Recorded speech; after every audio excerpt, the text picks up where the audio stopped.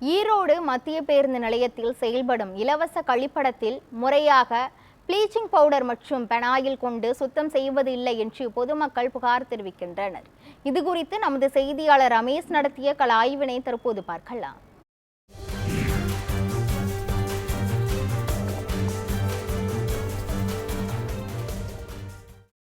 ஈரோடு மத்திய பேருந்து நிலையத்திற்கு வருகின்ற பயணிகள் வசதிக்காக ஈரோடு மாநகராட்சி சார்பில் இலவச கழிப்பிடம் மற்றும் நவீன கட்டண கழிப்பிடம் செயல்பட்டு வருகிறது. இந்த கழிப்பிடங்களை பயன்படுத்தி வருகின்ற பொதுமக்கள் தங்களது உடல் உபாதைகளை கழித்து வருகின்றனர். இந்த நிலையில் இலவச கழிப்பிடங்களை ஈரோடு மாநகராட்சி சார்பில் காலை இருவேளை மட்டுமே சுத்தம் செய்து வருகின்றனர். மாலையில் சுத்தம் செய்வதில்லை என கூறப்படும் நிலையில் உள்ளது. மேலும் நவீன கட்டண கழிப்பிடத்தில் பயன்படுத்தக்கூடிய பெனாயில், ப்ளீச்சிங் பவுடர் போன்ற வாசனை திரவியங்களை இலவச கட்டண கழிப்பிடங்களில் செயல்படுத்த முறையாக பயன்படுத்தவில்லை என்று குற்றச்சாட்டு எழுந்துள்ளது. மேலும் பேருந்து நிலையத்தை சுற்றி வருகின்ற மது பிரியர்கள் தினமும் இரவு நேரங்களில் மது அருந்துவிட்டு இலவச கழிப்பிடங்கள் உள்ள இடங்களுக்கு சென்று மறைவான பகுதிகளில் மது பாட்டில்களை வைத்துவிட்டு செல்கின்றனர். இங்கே தினமும் நான் இந்த லைனுக்குள்ளே டீ கொடுத்துட்ருக்கேன். பாத்ரூம் மக்கள் சரியான முறையில் பயன்படுத்துறதில்ல. ரெண்டாவது, அவங்க பண்ணுற அசிங்கத்தனம் இங்கே எல்லாத்துக்குமே பாதிப்பு வருது. அதனால் இவங்கெல்லாம் பார்த்தா இவங்ககிட்ட சொன்னாலும் எதையும் செய்ய மாட்டாங்க, திருந்த மாட்டேங்கிறாங்க. அதுக்குன்னு ஒரு வாட்ச்மேனை போட்டு இது பண்ணால் தான் இந்த இடத்துல சுகாதாரமும் சுத்தமும் இருக்கும்.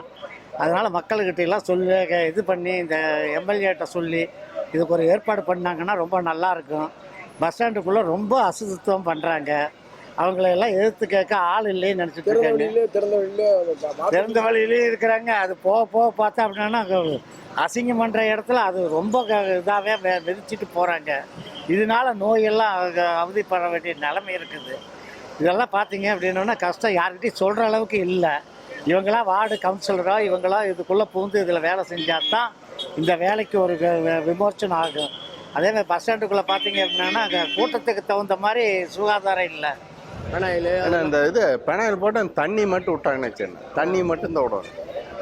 தண்ணி மட்டும் விட்டாங்கன்னா நல்லா இருக்கும். இப்போ போனதுக்கு ஒன்றும் பிரச்சனை, நீட்டாக இருக்குது. நம்ம வாட்டுக்கு போயிட்டு ஸ்மெல் இல்லை, எதுவும் இல்லை, நீட்டாக வந்துட்டேன். ஆனால் தண்ணி மட்டும் கை கழுவுறதுக்கு வச்சாங்கன்னா சரி. பாட்டெல்லாம் குடிச்சு போட்டு வச்சுட்டு போகிறாங்க. அது ஆமாம், அங்கே 2-3 கிடக்குது. அது நைட்டு வர்றாங்கல்ல, நைட்டு வர்ற ஆளுகளுக்கு அது கொஞ்சம் வச்சுட்டு போயிடுறாங்க. அது நம்ம ஒன்றும் பண்ணவும் முடியாது, தடுக்கவும் முடியாது.